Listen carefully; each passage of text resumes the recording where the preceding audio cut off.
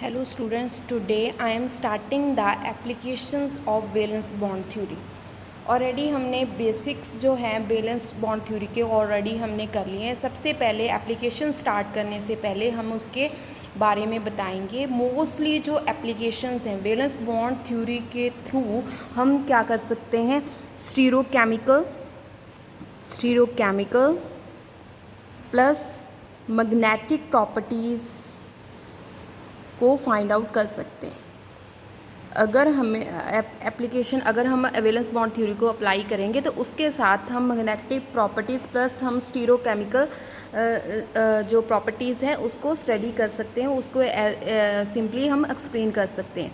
अगर हम magnetic properties की बात करें तो उसमें 2 टाइप्स का आ जाता है, that is diamagnetic plus paramagnetic. ठीक है, और इसमें डायमैग्नेटिक में क्या होता है, डायमैग्नेटिक में अगर mostly that does not contain any unpaired electron that is attracted by a magnetic field. ठीक है, that means that is in the form of paired form. ठीक है, इसमें जो ऑर्बिटल्स है, ऑर्बिटल्स में इलेक्ट्रॉन्स जो होंगे that is in a paired form that does not contain any unpaired electron.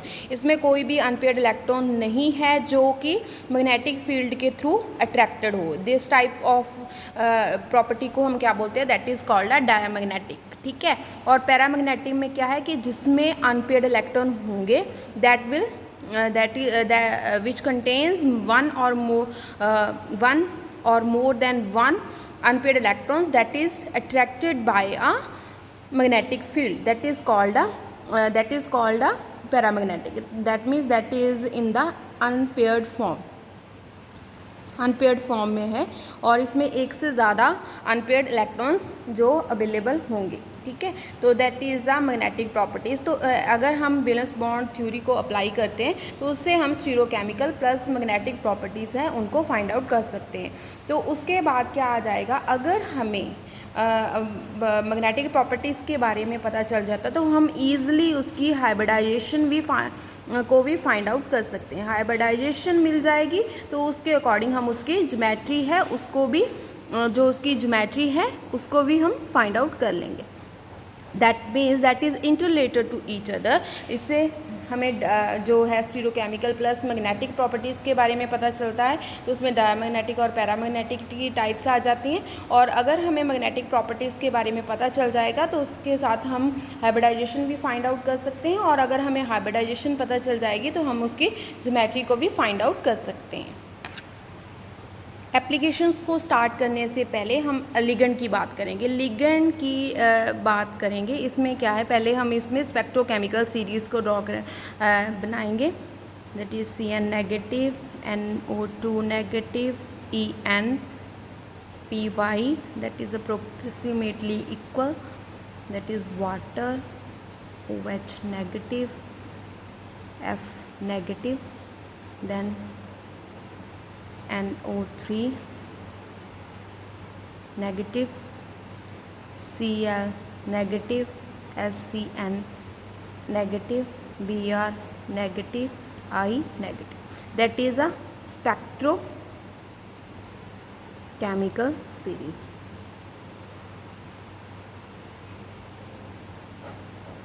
That is a इसमें वाटर से पहले जितने भी लिगेंड्स हैं that is a stronger ligands, that is a strong ligands हम बोल सकते हैं इसको। That is a weakest one. Water के जो लास्ट में आ जाएंगे that is a week ligand.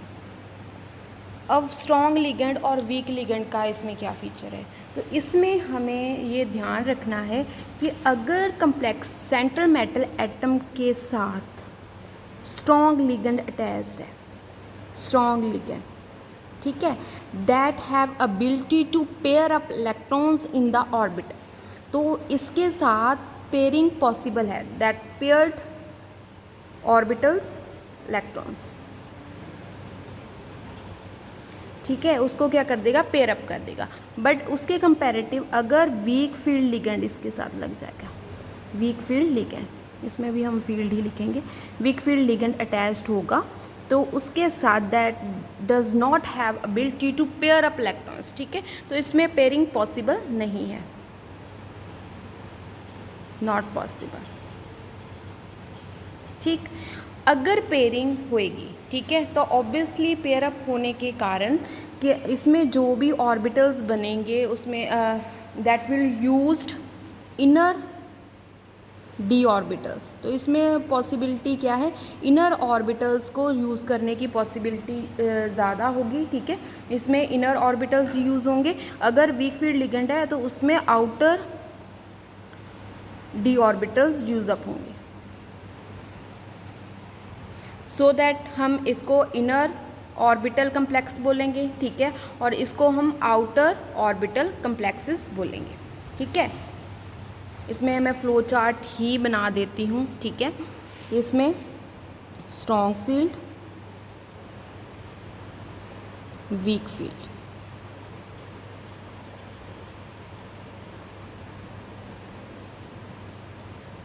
इसमें क्या है, पेयरिंग पॉसिबल है, सॉरी पेयर्ड बोल यहाँ पर लिख देती हूँ, यहाँ पर नॉट पेयर।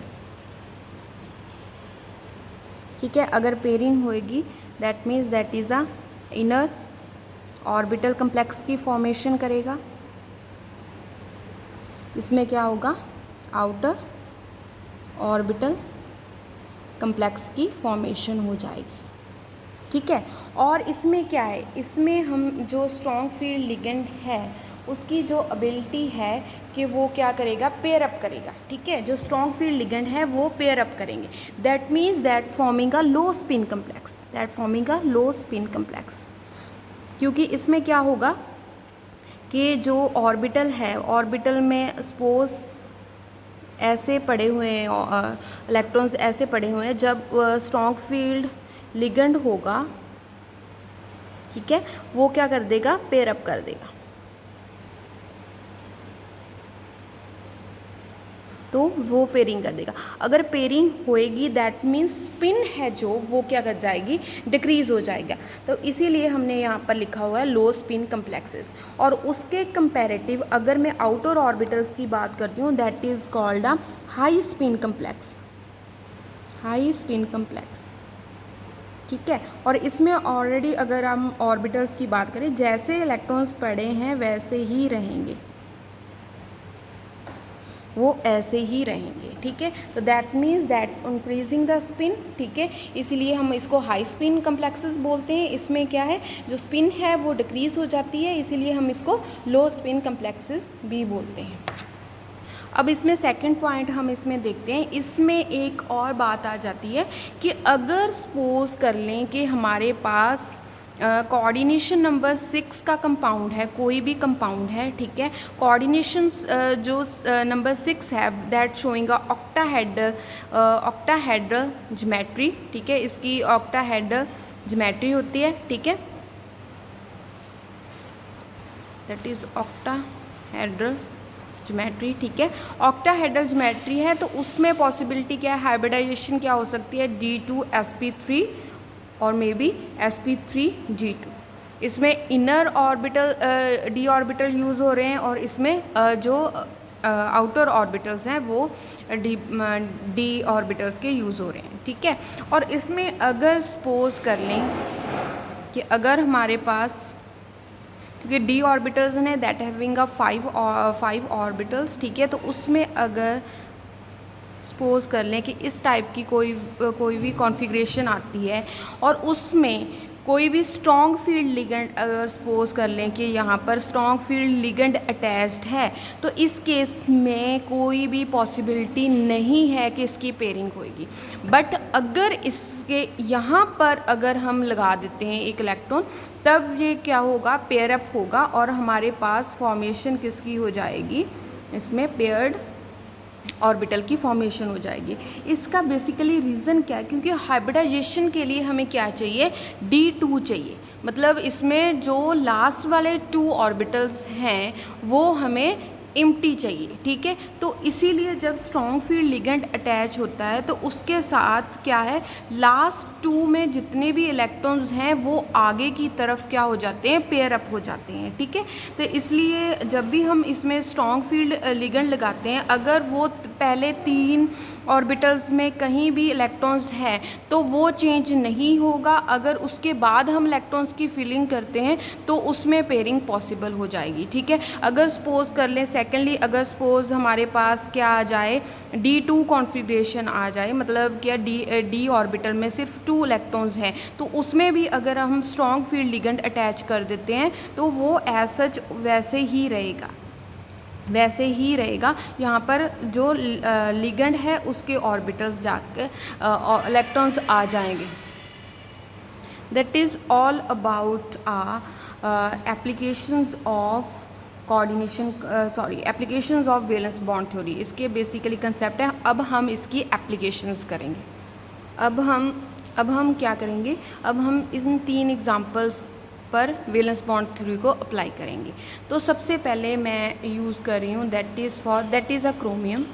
सबसे पहले मैं क्रोमियम का यूज़ कर रही हूँ यहाँ पर कम्प्लेक्स, ठीक है, दैट इज़ CrNH3 पॉजिटिव, ठीक है। इसको मैं यूज़ अप करूँगी, ठीक है। और इसमें क्या है, क्रोमियम है, क्रोमियम का जो एटॉमिक नंबर है क्रोमियम का दैट इज़ 24 होने के कारण उसकी जो इलेक्ट्रॉनिक कॉन्फ़िगरेशन है दैट इज़ 3d5 4s1। और इसमें क्या है कि chromium because ammonia is a neutral molecule, तो इसके जो भी क्रोमियम जो ओवरऑल चार्ज है that is a oxidation state of chromium. तो क्रोमियम किस फॉर्म में एग्जिस्ट करता है, 3 पॉजिटिव में, ठीक है। तो दैट मीन्स इसमें हम 3 इलेक्ट्रॉन्स को रिमूव कर देंगे दैट इज़ 3d3। तो अगर हम इसको अप्लाई करेंगे, अगर हम क्रोमियम का जो कम्प्लेक्स है उसका अगर हम बनाएंगे, सबसे पहले इसको ऑर्बिटल की फॉर्म में हम अप्लाई करेंगे दैट इज़ क्रोमियम, ठीक है। क्रोमियम है दैट इज़ 3d5 4s1, उसके ऑर्बिटल्स बनाएंगे हम that is 3d orbital, then that is 4s orbital, इसमें 1 इलेक्ट्रॉन है, ठीक।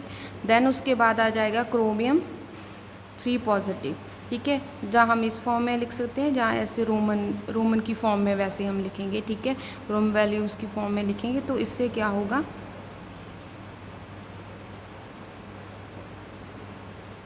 एक इलेक्ट्रॉन यहाँ से चलेगा, 2 इलेक्ट्रॉन यहाँ से चले जाएंगे, ठीक है, इस फॉर्म में आ जाएगा। अब हम कम्प्लेक्स का बनाएंगे, ठीक है, कम्प्लेक्स का CrNH3 पॉजिटिव।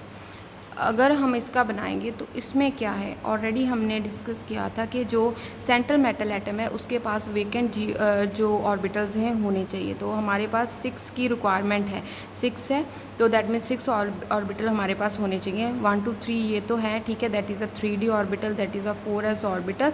अब हम नेक्स्ट वाले जो इसमें p ऑर्बिटल यूज़ करें that is 3d 4s and 4p orbitals, इसको यूज़ कर लेंगे, ठीक है। तो इसमें हमने अमोनिया का अगर हम देखें स्पेक्ट्रोकेमिकल सीरीज़ में अगर हम अमोनिया का देखते हैं स्पेक्ट्रोकेमिकल सीरीज़ में that is a strongest ligand, that means that pair up the electrons in the orbital of the central metal atom, ठीक है। तो पेयर अप होना चाहिए, बट इस केस में क्या है, पेयरिंग पॉसिबल नहीं है, क्योंकि इसमें ऑलरेडी 3 हैं, ठीक है। तो दैट मीन्स अगर D1 D2 और D3 वाली फॉर्म आ जाती है तो इसमें चाहे हम स्ट्रॉन्ग फील्ड लिगेंड अटैच कर दें, चाहे इसमें हम वीक फील्ड लिगेंड अटैच कर दें, तो इसमें हम पेयरिंग उसकी नहीं कर सकते, पेयरिंग इज़ नॉट पॉसिबल, इसमें पॉसिबल नहीं है।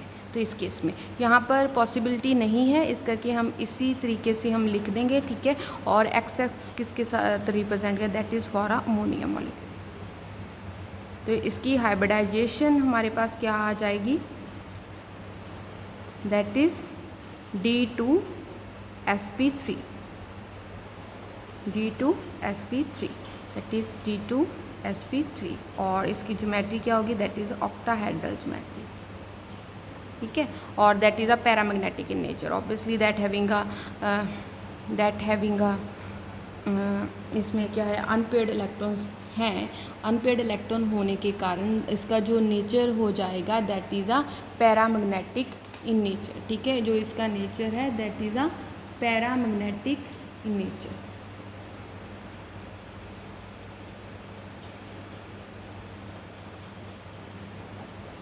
ठीक है, इसका जो नेचर होगा that is a paramagnetic. Then हम नेक्स्ट कम्प्लेक्स को स्टडी करेंगे। नेक्स्ट हमारे पास कोबाल्ट का कम्प्लेक्स है और उसके साथ हमने क्या लगाया हुआ है, स्ट्रॉन्ग फील्ड लिगेंड। ठीक है, सबसे पहले हमें कोबाल्ट का जो उसका एटॉमिक नंबर है दैट इज़ 27, उसी के अकॉर्डिंग जो उसकी कॉन्फ़िगरेशन है that is 3d7 4s2 that, और इसकी जो एग्जिस्टेंस है दैट इज़ कोबाल्ट 3 पॉजिटिव की फॉर्म में है, तो इसमें क्या होगा 3 इलेक्ट्रॉन्स रिमूव हो जाएंगे दैट इज़ 3d6 की फॉर्म में एक्चुअल में एग्जिस्ट कर देता है। ठीक है, अब हम इसको ऑर्बिटल की फॉर्म में करेंगे that is first is a cobalt, तो इसको ऑर्बिटल की फॉर्म में अगर हम करें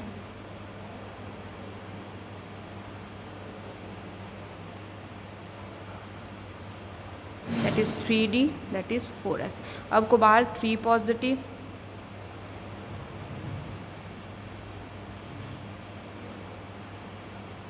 ठीक है, इसमें क्या आ जाएगा, इसमें 3d6 की फॉर्म में एग्जिस्ट करेगा, 4s as such empty. Then उसके बाद हम कम्प्लेक्स की बात करेंगे, तो इसमें क्या है, पेयरिंग दैट इज़ पॉसिबल। ठीक है, इसमें पेयरिंग पॉसिबल है। ठीक है, और इसमें पेयरिंग क्या हो जाएगी, 3 तक हमने पेयर, यहाँ तक हमने कुछ भी चेंज नहीं करना, ये इलेक्ट्रॉन्स यहाँ पर आ जाएंगे।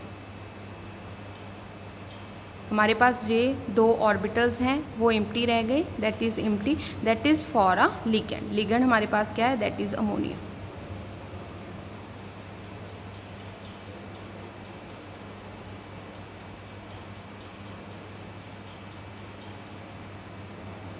तो इसकी जो हाइब्रिडाइजेशन है दैट इज़ G2sp3।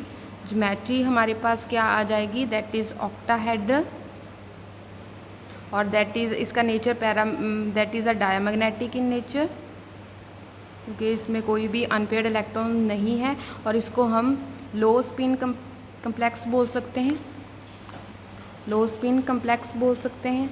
ठीक है, और इसको हम इनर ऑर्बिटल कम्प्लेक्स भी बोल सकते हैं। That is a example of this complex.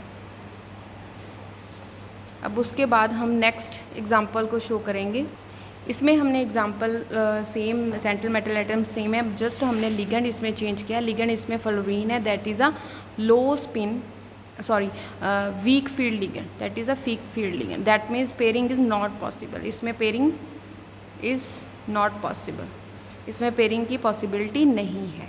ठीक है, और कोबाल्ट है, कोबाल्ट का जो एटॉमिक नंबर है दैट इज़ 27, उसके अकॉर्डिंग 3d7 4s2 आ जाएगा। ठीक है, और इसका ऑक्सीडेशन स्टेट अगर मैं इसकी फाइंड आउट करूँ that is x for a central metal atom plus 6 moles of fluorine, और उस पर चार्ज कितना होता है -1 चार्ज होता है दैट इज़ इक्वल टू -3। ठीक है, x that is -3 is equal to इसमें क्या है -6 that is -3, x is equal to -3 that is x is equal to +3। मतलब इसमें जो सेंट्रल मेटल एटम है उसकी ऑक्सीडेशन स्टेट दैट इज़ +3, तो दैट मीन्स कोबाल्ट +3 की फॉर्म में ही एग्जिस्ट कर रहा है, तो उसका जो नंबर है दैट इज़ 3d6। तो अब मैं इसको अप्लाई करूँगी ऑर्बिटल की फॉर्म में, cobalt that is 3d4s।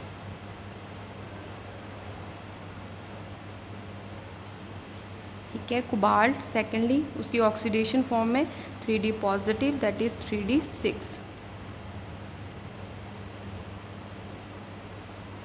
4s as such empty. Then उसके बाद थर्ड कम्प्लेक्स की फॉर्म में दैट इज़, तो उसमें क्या आ जाएगा,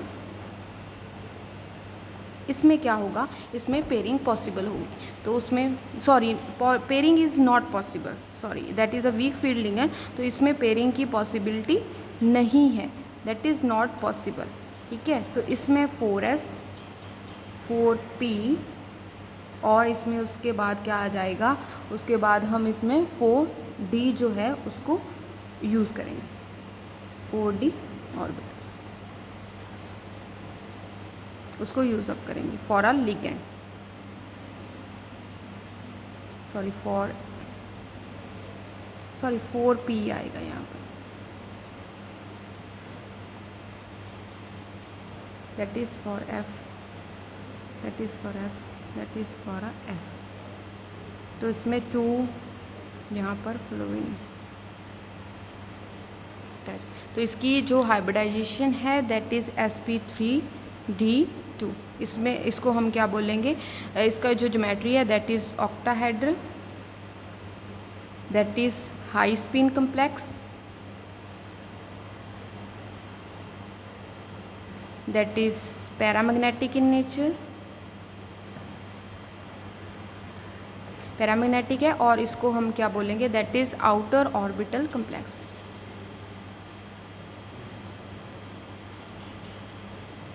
तो इससे हम जब भी हम वैलेंस बॉन्ड थ्योरी करेंगे तो उसके साथ हमें कम्प्लेक्सेस की टाइप है उसके बारे में भी हमें नॉलेज मिलेगी, ठीक है। पेयरिंग पॉसिबल है या नहीं है उसके बारे में भी हमें पता चलेगा, मैग्नेटिक प्रॉपर्टीज़ के बारे में, ज्योमेट्री के बारे में, और लिगेंड्स की टाइप के बारे में हमें सब इंफॉर्मेशन जो किससे मिलती है, that is for a valence bond theory. That is the applications of valence bond theory. उसकी बाकी भी एग्जांपल कोऑर्डिनेशन नंबर 4 और कोऑर्डिनेशन नंबर 5 वो मैं नेक्स्ट वीडियो में करूँगी। That is only for a coordination number 6। Thank you so much.